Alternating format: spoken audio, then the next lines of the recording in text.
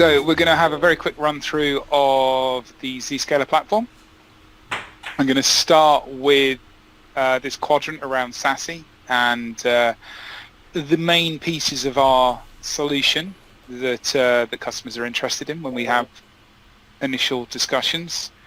We'll have a whiteboard around the way things are in most legacy environments, around sort of more of a hub and spoke design. Talk about some of the pain points, and then we're going to dive into why Zscaler is the best thing since sliced bread. So let's get going. So when we're looking at SASE,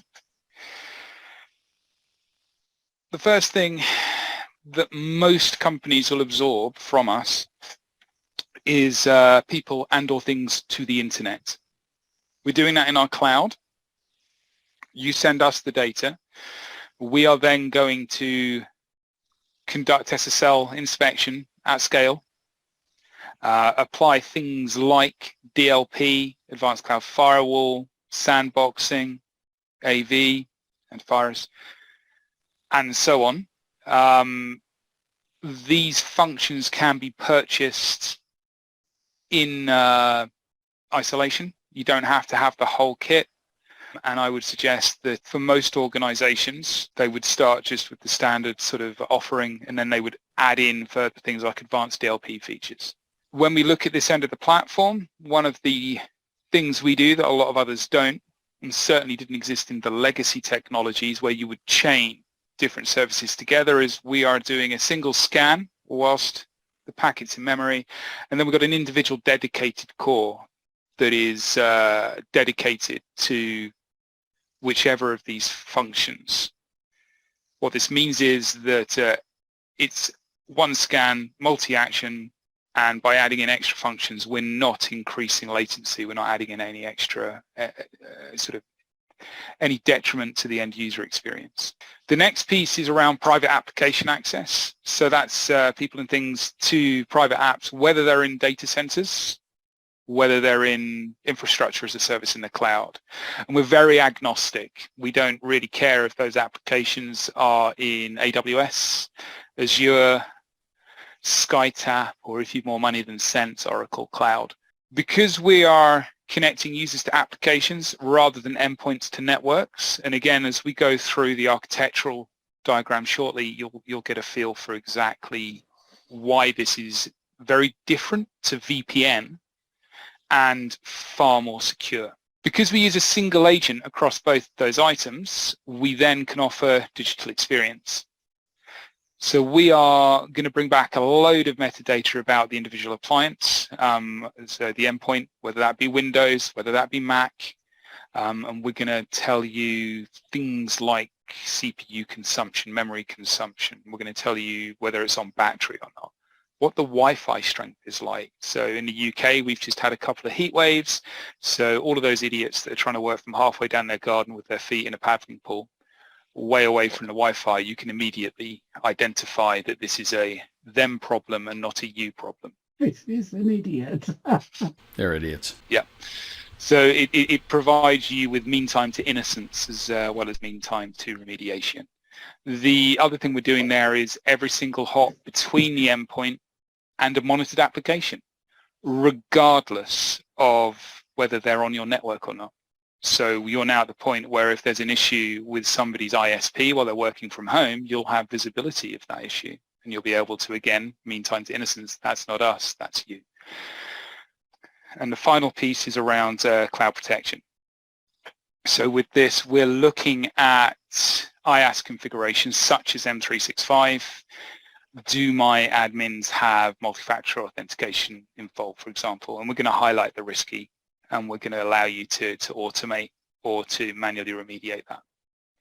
We're also going to give options around workload to workload. So I have a workload in my data center. It needs to work to communicate with a workload in the cloud, for example. The internet and the private access digital experience pieces, they're all underpinned by identity, because we want to build policy around that identity. So with the workload to workload piece, that's not a user, that's generally speaking just a headless piece of kit somewhere, server, whatever it is that needs to do that communication. So we have other methodologies for managing that access from point to point.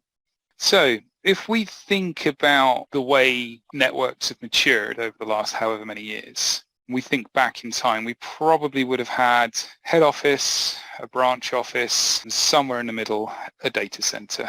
We would have connected everything together through MPLS, and all of the corporate applications would have sat within the data center, and that probably would have been the end of that. Over time, we've then added in this beast called the internet.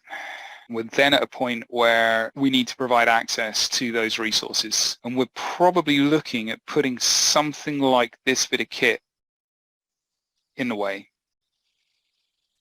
So we'll come out the data center, we'll have our IPS, URL filtering, antivirus, more recently things like SSL inspection that would have enabled things like data loss prevention. That would have sat in the DC, number of physical appliances, and they would have just root through in series. So if your branch was close to the data center, your user experience probably wasn't awful. But as we started adding in more branches, possibly further away, that user experience suddenly starts to deteriorate. Now, we also have started to consume cloud for SaaS services, so software as a service. Again, that same ream of technologies is going to be in use, but we're now offering in things like Office 365, ServiceNow, etc. We now can let people work from home or remotely. This is where things really started to get more complicated from an architectural point of view, because we're now going to put this load of technologies, VPN concentrators, etc., between the data center and the user. Also opening up a nice attack surface in the data center because we're listening for inbound connectivity. The end user experience when working off the network with this particular model is also awful because they're bringing all of their traffic back in to then go back out to leverage those technologies. Alternatively, you end up split tunneling things like the SaaS out. You've no visibility at all of that traffic. So it poses a few questions around security. The other issue you have is that your perimeter is now around the entire environment, including that laptop, because even though they're not on my network, with a VPN, they are part of the network. So I've extended my perimeter onto that endpoint, which is in an environment I don't control. The issues we then enter into is cloud as a service, and we start moving workloads into the cloud. So we're now extending out through some form of VPN, whether that's ExpressRoute or whether that's SD-WAN, up to your AWS, your Azure environment. And again, from my little machine over here that could be compromised in a coffee shop in the Philippines while someone's on holiday, we're now, at complete access to everything across the network, unless there are a world of firewalls in the way. So we could start implementing firewalls everywhere that would allow us to start controlling what can access where and how and so on. But that again is, going to get very old very quickly, and you've got this massive overhead of exactly what's going on.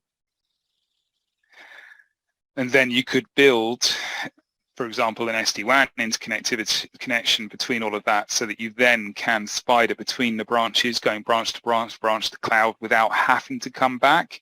But again, you've got to build all of that logically, route it. So you end up with some stupid logical way of doing all of that, all of the firewall management and overhaul, and it becomes this massive ball of mess. So you end up with issues around UX, user experience, because of backhauling, issues around security because of the flat network, because you're not segmenting, issues around technical debt, which we all know leads to human error, which leads to breach. Yeah.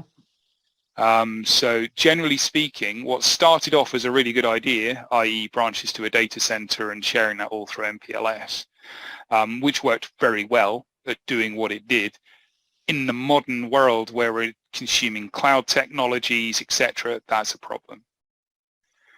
When you look at companies that absorb other companies, that becomes an even bigger issue because we now need to join two networks together. So you have issues in those instances around IP collision. You need to do some form of network trust, which generally speaking is at best complicated.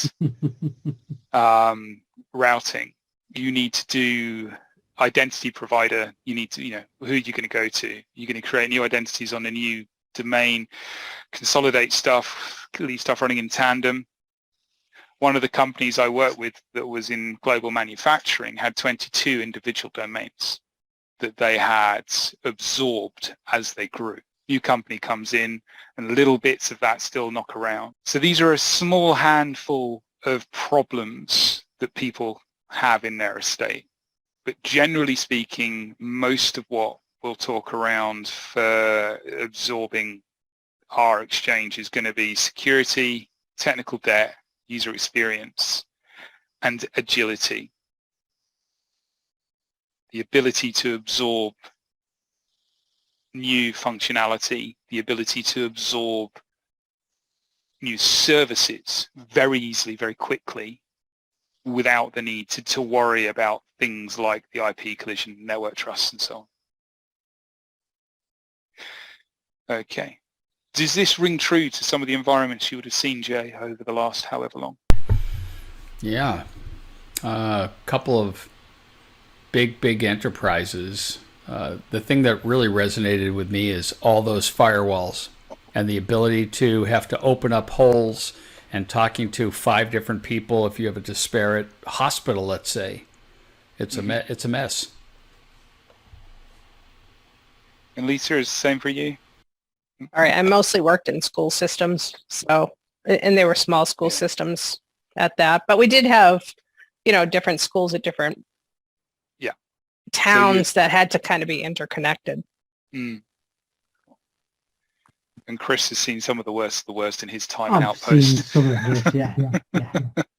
Yes, I've seen your Smoke It Kappa as well with all your different purchases and things. Yeah. Yes. The way we tackle this with Zscaler is very different. We want something that is cohesive, something that's collaborative, and something that is connected. We want to have the same experience no matter where somebody is. If I am working from home, if I am working in the office from a branch, if I'm on an iPad, potentially, a corporate device, corporate tablet working on the road, so I might be a field engineer, for example, or if I'm some sort of third party who is providing services around DLP for somebody, for example. What I want to be able to do is send all of that data through to our Zero Trust Exchange.